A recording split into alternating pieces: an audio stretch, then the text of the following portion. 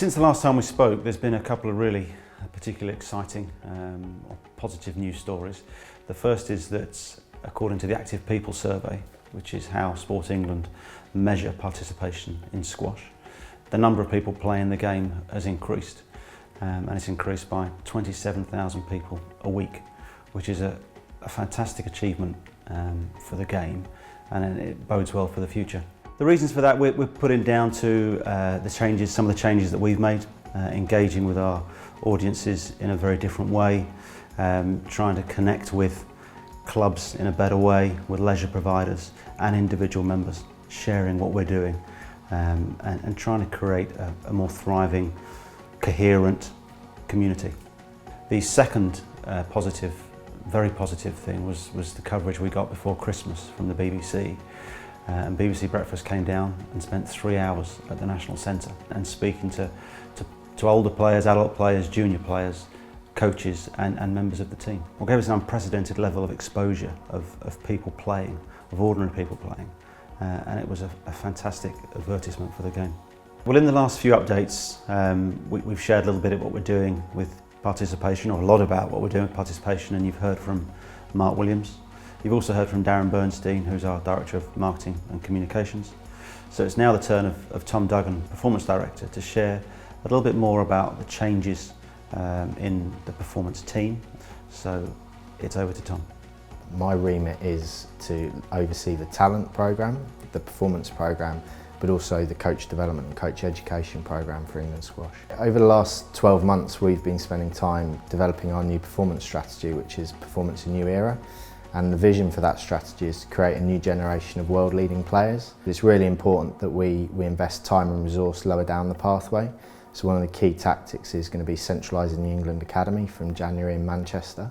So we've restructured the England Development Programme and the Aspire programme this year to be more of an ability-based programme as opposed to an age-based programme.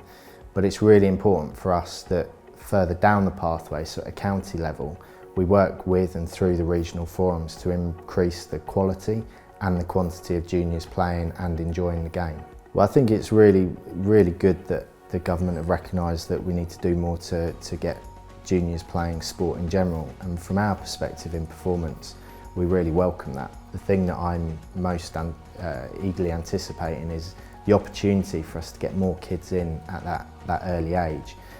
And it's our opportunity then to either nurture them on a talent journey, which might see them on top of a podium one day, but equally to retain them within the sport, because we have to be realistic, not every player is going to make it onto a podium, but that's not to say you can't have a lifelong enjoyment and fulfilment from the sport, and that's really important for us as an organisation. One of the areas that I mentioned earlier in my remit is coach development and coach education. We've spent a lot of time over the last 6 months developing the coaching strategy and embedding it. Coaching is absolutely fundamental to all areas of the business, whether that's participation and getting more players on court, or whether it's from a performance perspective and nurturing and developing talented players. And we've got some exciting plans that we're looking to roll out in the new year. We want to create a coaches club that offers more ongoing development opportunities than we've previously been able to offer, and a lot of that is reliant on how we use the technology platform so that we can engage and connect with coaches on a more regular basis and on a coach's own terms. So whether you're in Falmouth or whether you're in Newcastle, you can have access to tools and resources to help you become the coach that you need to be. It's fantastic to have so many good role models within our elite programme, but it's particularly great that Laura's world number one at the moment at the start of the new year. To have a world number one in anything is fantastic. To have a female role model like Laura is tremendous for the programme, and we hope that her achievement of reaching world number one can inspire players within the sport, but also develop some recognition outside of the sport as well. I hope 2016 is going to be a really exciting year, and at some stage I look forward to coming back and speaking to you again in one of these updates with hopefully some good news.